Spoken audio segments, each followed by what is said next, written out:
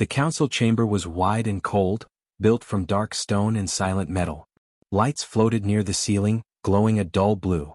Rows of alien leaders sat high above the floor, their eyes fixed on the small group below. At the center stood General Korth, tall and heavy, his armored hands resting on a narrow table. On the table lay a human device. It was small. No lights. No moving parts. Just smooth metal and a simple shape. General Korth stared at it without blinking. James stood on one side of the table. Emily stood beside him. Both were unarmed. Around them, alien guards held long weapons that hummed softly with power. One wrong move could end everything. But James did not move. Emily did not move. They stood calm. The council expected shaking hands. They expected fast breathing. They expected lies. They got none of that. General Korth leaned closer to the device. "This," he said slowly, "is the weapon that destroyed 3 border fleets?" His voice echoed through the chamber. James shook his head once. "No," he said. "It can do damage, yes. But this one did not destroy those fleets." The aliens murmured. General Korth's eyes narrowed. "Then why bring it here?" Emily answered before James could speak. "Because you asked to see what humans carry," she said. Her voice was steady. "And because this is the truth." The murmurs grew louder. Michael stepped forward from behind them. He was older with tired eyes. He glanced at the device and gave a small, almost sad smile. "That model," Michael said, "is old by our standards." The room went quiet. General Korth straightened. "Old?" he repeated. "Yes," Michael said. "It was built before our last major war." The council reacted at once. Some leaders leaned back in fear. Others leaned forward in disbelief.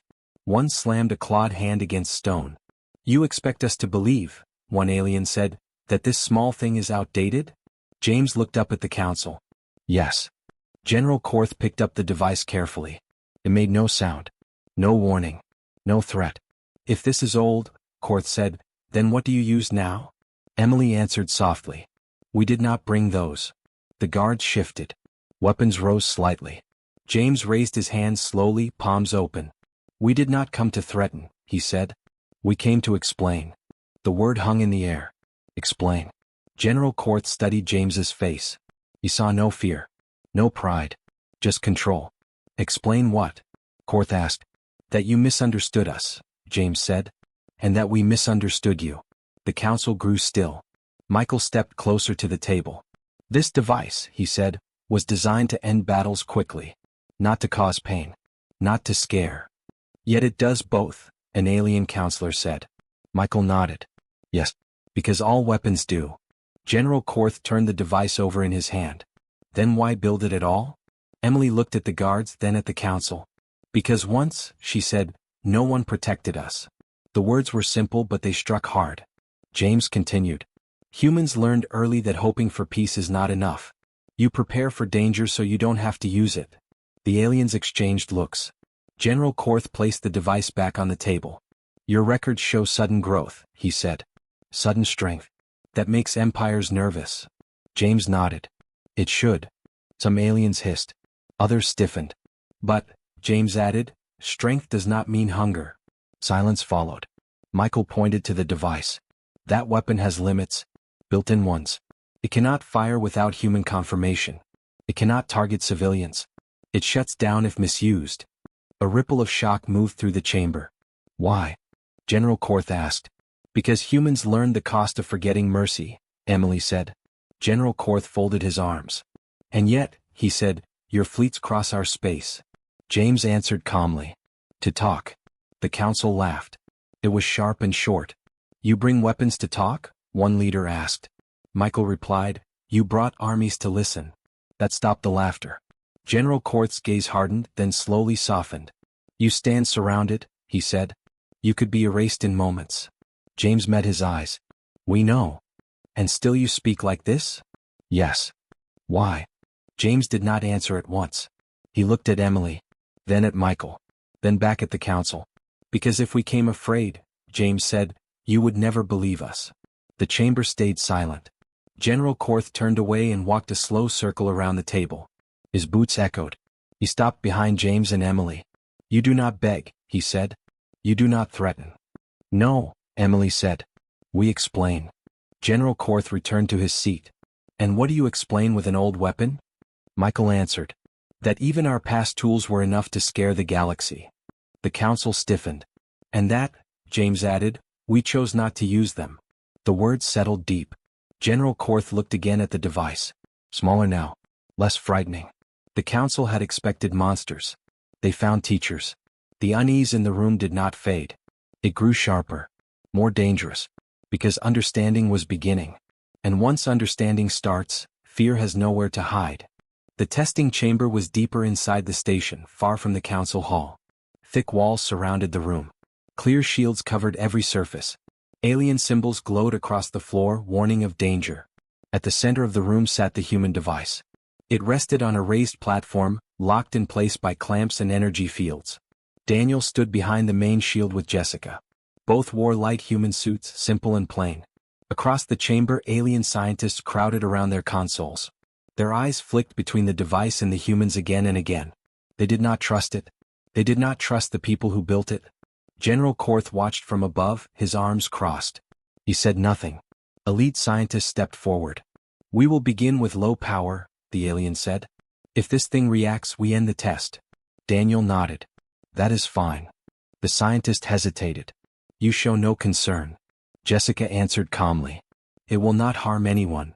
The alien did not reply. He gave the signal. A thin beam of energy touched the device. Nothing happened. The scientists exchanged looks. They increased the power. Still nothing. One scientist hissed softly. It should respond. Daniel leaned forward. It will not activate unless certain conditions are met. What conditions? General Korth asked. Daniel pointed to the human console beside him. Intent. Control. Authorization. The aliens frowned. You expect us to believe, one scientist said, that a weapon can judge intent? Jessica shook her head. No. Humans do that. The device listens. They raised the power again. Energy washed over the platform. The clamps shook. Warning lights flashed. The device remained still. Frustration spread through the room. Finally, one alien slammed a claw on the console. This makes no sense. Every weapon responds to force. David stepped forward. He had been quiet until now. His voice was calm, slow, and steady. That is where you are wrong, David said. Power alone is not enough. General Korth turned his attention fully to him. Explain. David gestured to the device. Long ago humans learned a hard lesson. Power without control destroys everything. Not just enemies. Not just cities. Everything. The room grew quiet. We nearly erased ourselves, David continued. Not because we lacked strength. Because we lacked limits. The scientists listened now. Daniel entered a command on his console. May we demonstrate? He asked. General Korth hesitated, then nodded once. Daniel placed his hand on the control pad. Target, test wall, he said. A section of reinforced material rose at the far end of the chamber. It was thick enough to stop battleship fire. Daniel pressed one button. A narrow pulse left the device. It was clean and precise. It cut a perfect circle into the wall, no wider than a human door. The rest of the wall remained untouched. Gasps filled the chamber. No explosion. No heat wave. No shock. Just control. Jessica spoke quietly. That was minimum output. The alien scientists rushed to their screens. Data poured in. No spread, one said. No excess energy, said another. It stopped itself, a third whispered. General Korth leaned forward. Again, he said. Daniel shook his head. It will not fire again so soon. Why? Because it does not need to, Daniel said. The task is complete. An alien scientist turned slowly toward the humans. You built a weapon that refuses excess. David nodded. Yes. Why? The scientist asked. David looked at the chamber, the walls, the shields, the watching soldiers. Because we learned fear is easy, he said. Control is hard. Jessica added, anyone can destroy. It takes discipline to stop. The scientists tried new tests. Heat, pressure, radiation. The device resisted them all. When pushed too far, it shut down completely. It is denying us, one alien said. No, Daniel replied. It is protecting you. General Korth said nothing, but his eyes stayed fixed on the data. One scientist pulled up the reports the council had studied for years. These records say humans are reckless, he said. Unstable. Driven by anger. David smiled faintly. We were, he said. Once. Jessica looked at General Korth. Those reports are old, she said. Like the device. The general's jaw tightened. Another test began. An alien tried to force the device to target living tissue. The system locked instantly. Every light went dark. A warning appeared on the human screen. Denied. Silence followed. That is impossible, an alien whispered. No weapon refuses a command. Daniel folded his arms. It does when the command is wrong. General Korth stood slowly. His heavy steps echoed as he descended into the chamber. He stopped inches from the device. You claim restraint, he said. But you still built it. David met his gaze. Yes, he said. Because restraint only matters when power exists. The general looked at the clean cut in the wall. At the untouched space around it. This could have destroyed the room, he said. Yes, Jessica answered. But it didn't. General Korth turned to his scientists. Continue, he ordered. They ran every test they could imagine. The results stayed the same. No chaos. No wild destruction. Only limits. Hours passed. Finally, the lead scientist spoke. General, he said, this device does not match the reports. General Korth nodded slowly. He looked back at the humans. Perhaps, he said, the reports were wrong. Daniel did not smile. Jessica did not celebrate. David simply said, that is why we came. General Korth stared at the device one last time. Then he looked at the humans not as threats but as something far more dangerous. Examples. And that made him uneasy in a way no weapon ever had. Warning lights spread through the station without sound at first. Panels shifted from blue to red. Then the alarms began, low and heavy, shaking the floor. Lauren was the first to notice the data spike. She sat at a recording console near the observation ring, watching feeds from nearby sectors. One signal flashed bright, then broke into fragments. A relay station just went dark, she said. Alien officers turned toward her. Their screens filled with damage reports. Power loss. Hull breach. Failing gravity. It's too close, one officer said. If the core ruptures, the debris will hit this station.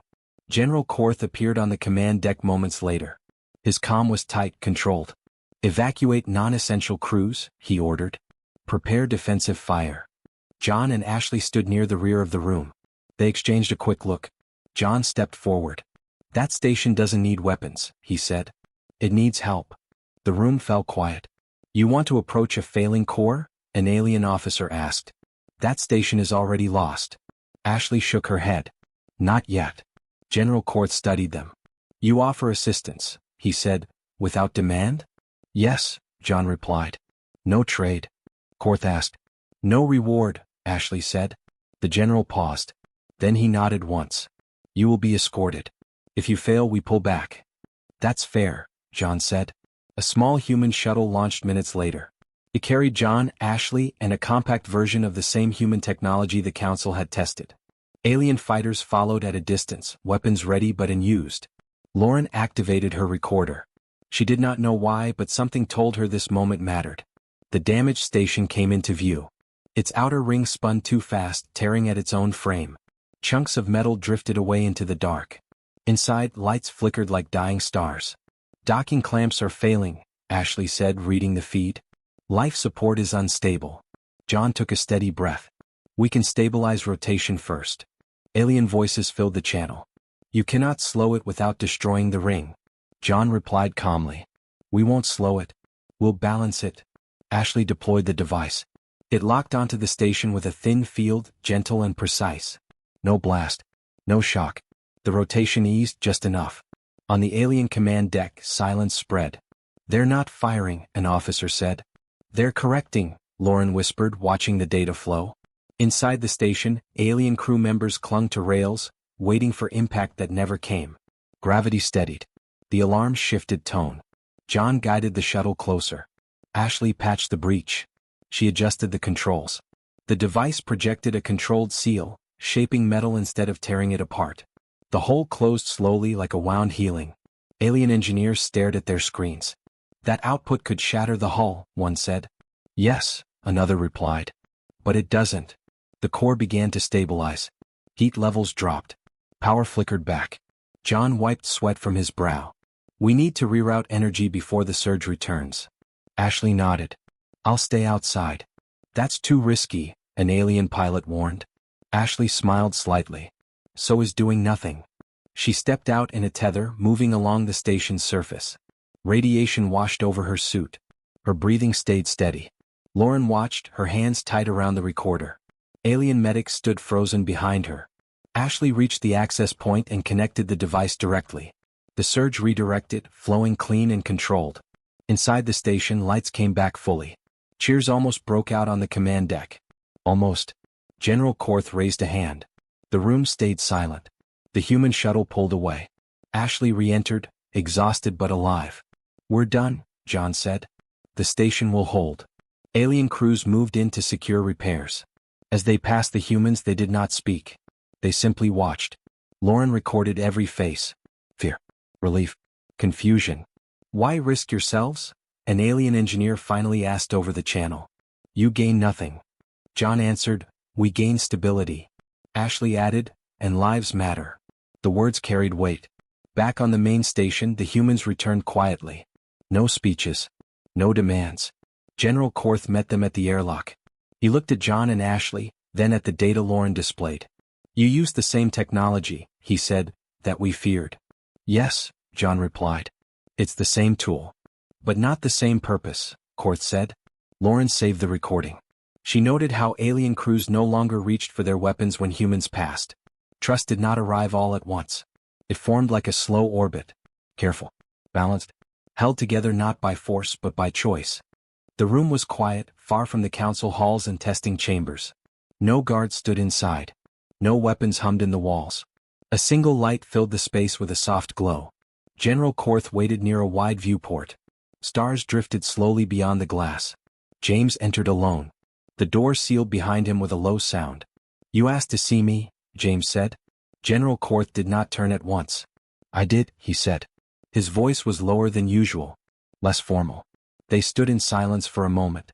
"I have read the reports again," Korth said. "Old ones. New ones. They do not match." James nodded.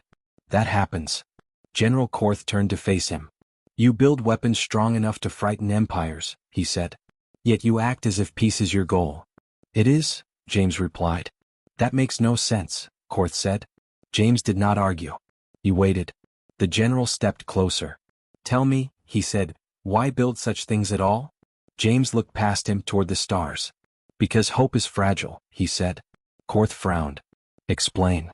"Humans hoped once," James said. "We believed good words were enough." "And they were not," Korth said. "No," James answered. "They were not." The general folded his arms. "Your kind prepares for destruction," he said. "That does not sound like peace." James met his gaze. "We prepare for the worst," he said, "so we don't become it." The words settled slowly. Korth walked toward the viewport again. "You speak as if you expect failure." "We expect reality," James said. Outside, a distant star flared and faded. "My people believe strength is shown by dominance," Korth said. "By fear." James shook his head. "Fear is loud," he said. "Control is quiet." Korth turned sharply. "And weapons are quiet?" "They can be," James replied. "If built for restraint."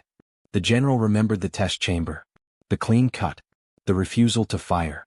"You could have destroyed the failing station," Korth said. "Instead you saved it." "Yes," James said. "Why?" Korth asked again. James took a breath. "Because power tests who you are," he said. "Not who you face." Silence filled the room. "You understand," Korth said slowly, "that many see your kind as reckless." James nodded. "We earned that view." Korth looked surprised. "You admit it?" "Yes," James said. "We learn late. At great cost." The general studied him. "And now?" "Now we choose carefully," James said. Korth moved closer. "If peace is your aim," he said, "why not disarm completely?" James did not answer right away. "Because," he said finally, "there are those who would not." The general's eyes narrowed. "You expect betrayal." James shrugged. "We accept possibility." "You trust no one," Korth said. James shook his head. "We trust people," he said. "Not promises." The general was quiet again. "You are not afraid of me," Korth said. "No," James replied. "Why?" James looked at him plainly. "Because you ask questions," he said. Korth gave a low sound that might have been a laugh. "My kind would say that makes me weak." the general said. Humans would say it makes you dangerous, James replied. Korth turned fully toward him. Dangerous? To lies, James said. The general's posture eased just a little. He thought of the council chamber. Of fear giving way to silence.